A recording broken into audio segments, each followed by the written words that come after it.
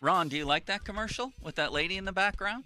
I haven't heard that one. I don't pay a lot of attention to these commercials sometimes. Horse loves that commercial. That's my new favorite. I like the lady.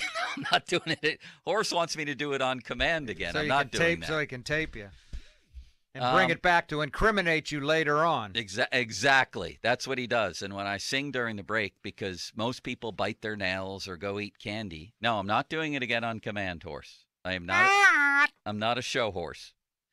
I sing, and then he tapes it illegally. To make you look bad. Illegally, To make you look bad. Jay Caufield on the Nemacolin fan hotline. All right, Jay. Jack Eichel is now a member of the Vegas Knights. This is a big deal. I mean, I think this is a very good player. Last time we saw him relatively healthy, he had 36 goals in 68 games. He's also sort of made himself an interesting reputation in Buffalo, and he's a guy that still needs an interesting, complicated maybe surgery that the Sabres didn't want him to get on I guess, a disc in his neck. What do you make of this whole story? Yeah, well, I'm sure in Buffalo it's probably good riddance, I think, the way from anything I've ever heard. But, I mean, anytime, though, remember, this was a guy between him and Connor McDavid which we knew which way it was going to go. But remember, there was always, hey, who's number one, right? I mean, at that time, and consensus was always going to be McDavid, but he was right up there. And look at the numbers. I mean, you don't find goal scorers and creative players like that too often, but there might be a lot of baggage. And then, look, he's damaged goods right now, too. So it's a risk. It's a risk that Vegas probably had to take, because where they're headed right now, Vegas is in a team in trouble with the injuries, and really their depth down the middle wasn't a strong suit for them. So I can understand this would be the one place where I could see where this could work. But, I mean, you still don't know what he's going to go through before he's ready to go. So neck injury is very difficult. And as we've talked about injuries before, tough one, though. But they gave up, if I'm correct, I think Joe was filling me in too. Alex Tuck went to Buffalo. That is correct. That's part of the deal? Yes. Hey, that was a player that made a big difference for them in Vegas. His speed and whether, to me, so they gave up a player, they gave up another number one the next year, whatever. There's a lot in that, and Eichel has to be that guy, but they felt the need to take the chance. I feel like Vegas, how they handled the Marc-Andre Fleury thing, how they handled Ryan Reeves, sending Ryan Reeves away from Vegas, they immediately lost their edge that when teams came into Vegas with him leaving alone. Now you lose Alex Tuck, and I said the injuries that they've gone through, I can see that's why this team made a move to bring something in like this. And if he's healthy, if he comes back healthy from whatever procedure he has, then it can end up being a great fit. And again, you're now taking the onus off him. He's not the captain. There's other players there, and maybe he'll be a better fit there than I think it was ever in Buffalo.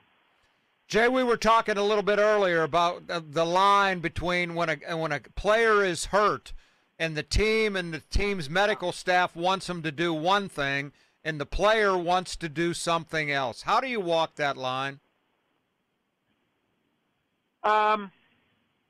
Look, I think that's a tough one, because I don't think there's any power if a guy's a third or fourth line player and he goes, I want to look somewhere else. That's not going to happen, because, number one, the team has a team doctor, a team physician.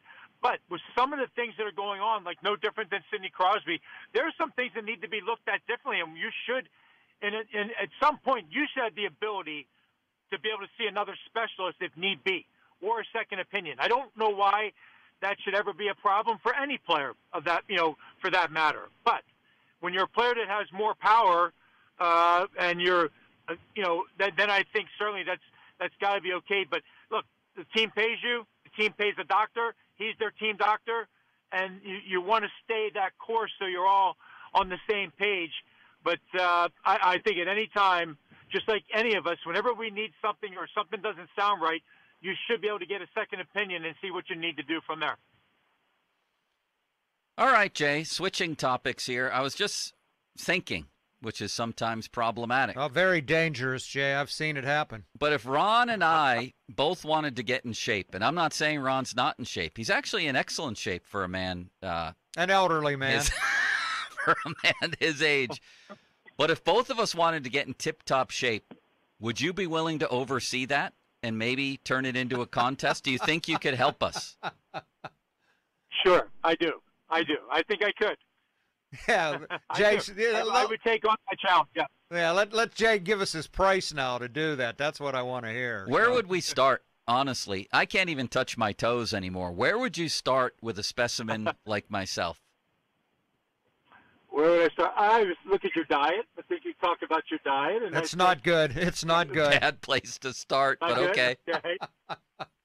I think like any athlete, I would treat it like being an athlete, and you look at diet, then you start looking at, how about what are you doing now? Like what kind of training are you doing? What kind of aerobic work, or just how do you get a sweat every day? Like what do you do?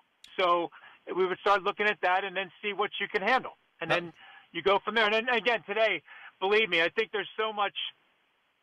Look, if you have a stationary bike, get yourself a bike and ride. You don't do anything that's so tough on your body like running and difficult. Maybe you start off walking and then get to a bike and then have good programs on a bike and do it every day. Well, let me give you some observations I have of Starkey. His diet is horrendous. He does nothing. He never breaks a sweat. So those are like to answer a few of your questions early. Well, wait. There's one thing I have been doing for the past couple weeks because of this golf injury, and I swear it's changing my daily outlook, and that's stretching. This guy gave me a stretching regimen, including hamstrings, quads, back. I feel better. Are you a big proponent of stretching? Yeah, I think we all do. Look, you look at what? I think there's. Yeah, I am. I do certain things every day for myself. So whatever works for everybody individually, that's what you have to find. And I think certainly I would never be against stretching. I mean, everybody, there's different programs and different things, but everybody's different. So